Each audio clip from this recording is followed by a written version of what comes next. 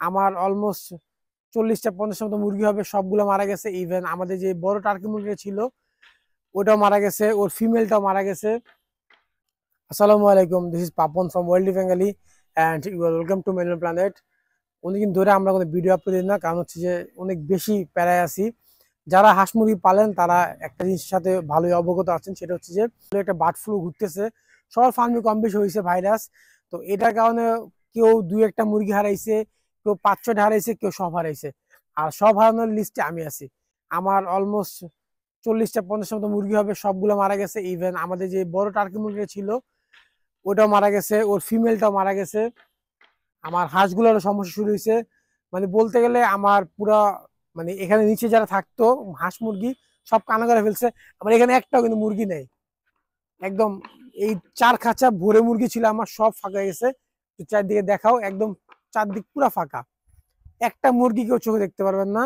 এমন না যে আমি বিক্রি করছি অথবা আমি অথবা মানে খাইছি, এমন কিছু না। জাস্ট একদিন শুরু হয়েছে, এরপর থেকে যে মরা শুরু করছে আর থামার কোনো নাম নাই। এটার সিনড্রোম গুলা কি একদম বাজে সিনড্রোম, সেটা হচ্ছে যে মুরগি একদম ওকে 100% ওকে থাকবে, এই খোয়ারে ঢুকছে, সকালবেলা দেখি যে বের করার সময় ওদের এই যে আপনার কি বলে ফুল যে থাকে, ফুলটা একদম কালো হয়ে গেছে।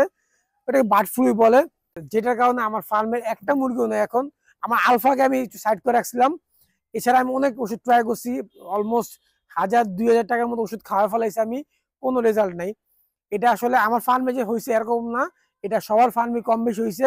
আর এটা থেকে বাঁচার উপায় কি আছে আমি জানি না, কারণ কি লাস্ট টাইম আমার সাথে এমন একবার হয়েছে। মানে আমি যতবারই হাঁস মুরগি পালি না কেন, বছরে একবার আমাকে একটা ধাক্কা দেয় আর ওটা একদম সব নিয়ে যায়। তো এবার আমি চিন্তা করছি আমি হাঁস মুরগি পালবো না, আমি অন্য কিছু পালবো, বাট হাঁস মুরগির লিস্টে আমার নাই। আমাদের একটা টার্কি মুরগি জাস্ট বাইচে আছে, আমি দেখাই। এই যে এই মুরগিটা জাস্ট বাইচে আছে, তাও দেখেন ও একটু অসুস্থ লাগতেছে। আর বাকি সব মারা গেছে। ইভেন আমার কোন তিতিরের বাচ্চাগুলো নাই। আমার যে 4টা তিতিরের মুরগি ছিল ওই তিতির মুরগিগুলো মারা গেছে। মানে বলতে গেলে আমার ফার্মের হাঁস মুরগি মতো যা ছিল সব মারা গেছে। হাঁসগুলো আছে কয়েকটা, তার মধ্যে কতগুলো হাঁস আবার অসুস্থ হওয়া শুরু করছে। এটাকে বলে ডাক প্লেগ না কি বলে, মানে রোগ তো ছাড়তেছি না। আমাকে আমি দেখাই কিরকম। এই যে অলরেডি ও মারা যাবে। এই দেখছেন, এই চোখটা এমন হয়ে যায় আর এই যেমন নিস্তেজ হয়ে যায়। এটার রেজাল্ট কি আমি জানি না। ইভেন এই যে এখানেও একটা অসুস্থ শুরু করছে রাজহাঁস। এই যে চোখটা দেখেন একদম বড়, এই যে চোখটা, এই যে চোখটা একদম চোখটা অফ হয়ে গেছে গা। তো এই চিকিৎসা আমি কি করবো আমি জানি না। আমি অনেক চেষ্টা করছি, তারপরে কোনো রেজাল্ট নাই। কোনো বলতে একদমই কোনো রেজাল্ট নাই। এটা একটু আগে একটু ভালো ছিল, এখন একদম মরার পথে। যত ধরনের ওষুধ লাগে আমি দিছি, কারণ কেউ চাবে না যে আমার মানে যে শখের পোষা প্রাণীটা মারা যাক। সবাই চাবে ট্রিটমেন্ট করে এগুলো একটু দাঁড়া করানোর জন্য। বাট আমি ফেল এবারের মতো, কারণ আমার রাজাস গুলো দেখছেন যে খুব ভালো রেজাল্ট দিছিল, সাইজও খুব ভালো হয়েছিল। বাট এই রোগটার কারণে সবগুলো আমি হারাইলাম। মুরগি নাই বলতে আছে কয়টা আমি দেখে কত খুলা, আমার হাসি লাগতেছে আসলে নিজের অবস্থার উপরেই। জাস্ট 60টা মুরগি আছে আমার এখানে, 60টা। তাও এগুলোর ভবিষ্যৎ কি আমি জানি না, এগুলো কিভাবে বাইচে গেছে আমি তাও জানি না। আর আমাদের আলফা, ও একদম সুস্থ আছে।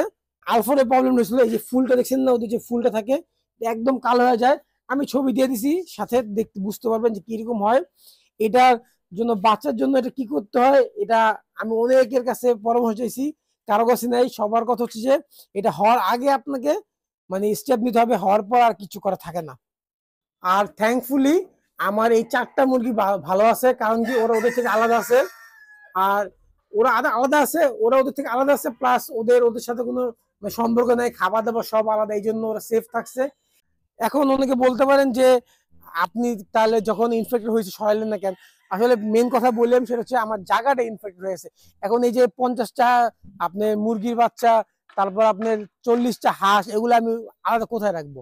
এটা সম্ভব না, এই জায়গা ওদের ছাড়তেই হবে। কারণ আমার কাছে এমন প্লেস না, অথবা কারো কাছে এমন প্লেস থাকে না যে সে একদম শিফট করে ফেলতে পারবে। আর ফার্স্ট ইনফেক্ট হয়েছে আমার আলফা।